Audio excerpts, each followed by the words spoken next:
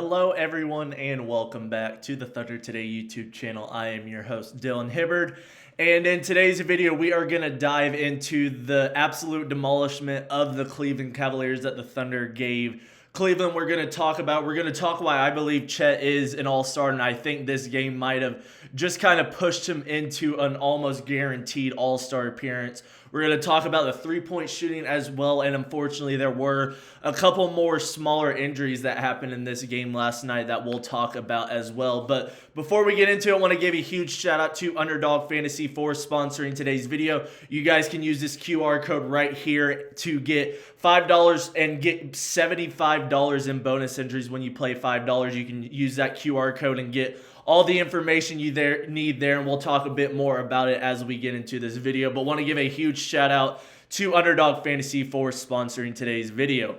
But let's talk about this Thunder and Cavs game. The Thunder take the victory 136-104 in dominating fashion. And this is exactly what the Thunder need when you have a big injury like Jalen Williams, and it seems like he's going to be out for about a month or so at this point. This is a game that you need. Going into Cleveland, Cleveland's a team that definitely has the talent to go and put it to you. And this Thunder team just did not let that happen. And it was a full team effort. Everybody was able to chip in. And it was led by Shai once again. Shai had his 30, and he was just absolutely magnificent. Only had 5 free throws, so being able to limit the free throws and still just put up numbers, it really just shows how these free throw merchants and flopper narratives just don't really, those people don't watch the games and they just want to see the highlights that fit their narrative. But Shai is still the best scorer in the league, even without the free throws, and a top, at worst, top 2 player in the entire league, and he just proves that again with another dominating performance. But really, the guy that I think had the best game, and we're going to talk about a lot right here, is Chet Holmgren. Chet had 28 points, 8 rebounds, and 2 blocks, and he just looked honestly better than Shai at some points. He was able to stretch the floor. He was hitting every 3 that they left him open for. He was able to get on the inside and still be a presence on the inside, and being able to outperform Evan Mobley. We talked about it. I said the matchup was going to be whoever plays better out of Chet and Evan Mobley, that team was most likely going to win, because you know what you're going to get out of your Mitchells and your Shais. So really what is going to be the difference is those two, and Chet with 100% outperformed Evan Mobley in this one. And I think this game really locked up, if not really locked up, but really close to locking up an all-star appearance for him. And I think it couldn't have come at a better time, and it really looked like he was playing with that extra fire under him to really show everybody, show the fans, the voters, whoever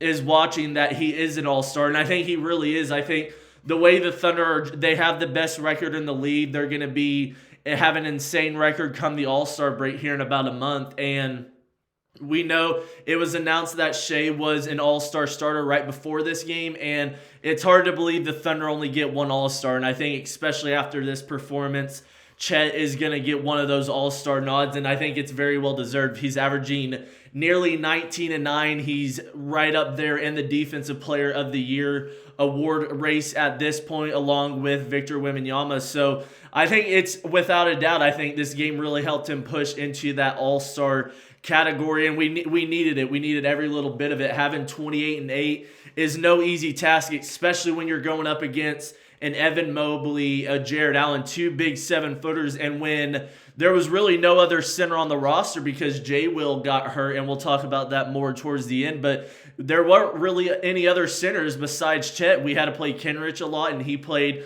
some stretch about 5 minutes, but this team, we really had to play a lot of small ball against the Cavs, and when Chet was out there, he really was the big that was controlling everything, and he really was probably the best player for the Thunder tonight, and it showed, dropping 28, 8, and 2.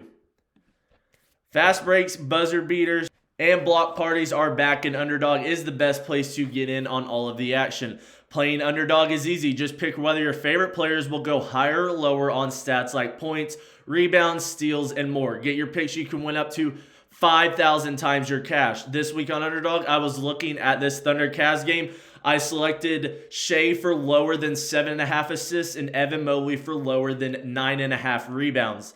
Download the app today and use promo code BASKETBALLFAN to score $75 in bonus entries when you play your first $5. That is promo code BasketballFan. Underdog mate picks. Win money must be 18 years or older to play. Must be 18 plus. 19 plus in Alabama and Nebraska. 19 plus in Colorado for some games. 21 plus in Arizona, Massachusetts, and Virginia. And present in a state where Underdog Fantasy operates. Terms apply. See assets.underdogfantasy.com/play and get terms DFSTML for details. Offer not valid in Maryland, Michigan, New Jersey, New York, Ohio, and Pennsylvania. Concerned with your play? Call 1-800-GAMBLER or visit www.ncpgambling.org. In New York, call the 24/7 Hope line at 1-878 or text from 467-369. And now let's talk about really the big thing I think for the game overall was the three-point shooting for OKC. OKC shot nearly 50% from the three-point line. And when the Thunder shoot over 40% from three as a team, I don't think there's going to be any team that will be able to keep up with us, not only on the offensive side, but being able to get all the steals and turnovers that that the Thunder do on the defensive side and being able to move in transition. And it just really felt like we were not missing from beyond the arc. We talked about Chet making threes. Jay Will, before he got injured, he hit his only 2 threes. But really the big difference for the three ball was Lou Dort and Isaiah Joe. They both combined for 9 threes. Lou Dort had 5. Isaiah Joe had 4. And whenever, like we always talk about, if those guys are hitting more than 3 threes and combining for nearly 10, nobody's going to be able to stop us and keep up with us, especially just the value they add on the defensive side of the ball. But being able to go out there and then if they're hitting 9 threes, you're going to have to start going out there and defending that, and that just opens up the lane even more for Shea and Chet, and that's exactly what happened in this game. But you look, and it wasn't just him. Aaron Wiggins hit 2 threes as well. AJ Mitchell, Cason Wallace chipping in, and even towards the end when we put in the end of our bench, and it was kind of just the loose minutes towards the end of the game, Youngblood hit 2 threes. Ousmane Dieng hit a 3. So it's really just everybody contributing, and like we always say, the three-point shooting is really the big key for the Thunder at the end of the day. If they can stay consistent, if they can get near 40% as a team every night, obviously this team is going to be near unbeatable. It's when they start shooting under 35%, nearly 30%, and they're really struggling. The one guy that really struggled for the Thunder today was Caruso, but that injury also didn't help as well. But when the Thunder shoot under 35%, teams are able to stick around and really just force us to chuck up those threes. And if they're not falling, that allows the teams to stick around. So I think that's the big difference. If the Thunder can find a way to stay more consistent from beyond the arc, that's just going to be so much better. And that's going to allow it to open up really and allow guys like Shea, AJ Mitchell, Chet, and then when J-Dub gets back, allow them to be able to slash and get into the paint that much easier. And if they collapse, like most teams will on Shea, Shea's going to kick it out to Isaiah Joe, Cason Wallace, those guys, and they're going to make you pay and really do that. And that was really the big one, the Thunder being able to shoot nearly 50% from 3. If they would have just made one more, it would have been 50%. But that's really the big key in this one and why we won by over 30 at this point.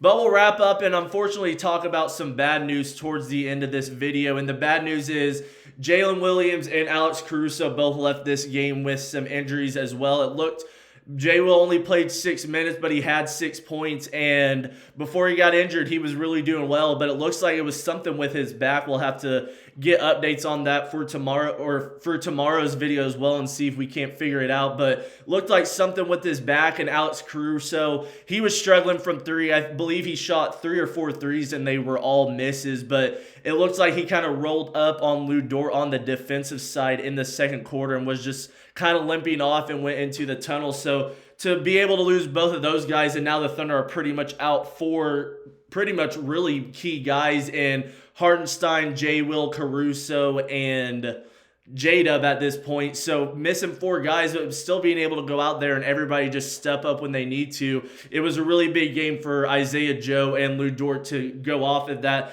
And Kenrich Williams played some really big minutes, and he was able to do that. But hopefully these aren't too big of injuries for J-Will and Caruso. I'm guessing they probably won't be available for Milwaukee tomorrow night, but we'll have to see what the injury report is. It looked like Caruso is more likely to miss this game than J-Will. It looks like maybe J-Will could play tomorrow night, but we'll have to see once the Thunder release their injury report what it looks like. But right now the Thunder are just dealing with that injury bug right now, and really sucks that we have to deal with it, but able to come out with the win and be now 36-8 on the year and hopefully continue to try to get this win streak. But it's going to be tough. We're going now into Milwaukee tomorrow night against Giannis, who I believe is the 3rd best player in the world right behind Jokic and Shea, so really should be a fun matchup, and we're going to have guys like Chet, Kenrich Williams, and Aaron Wiggins really step up against a guy like Giannis who really likes to get in there and is going to be a force to be reckoned with. So it's going to be fun to see how the Thunder's defense approaches Giannis and see if we can't pull off another win and go back-to-back wins and try to get back on a winning streak. But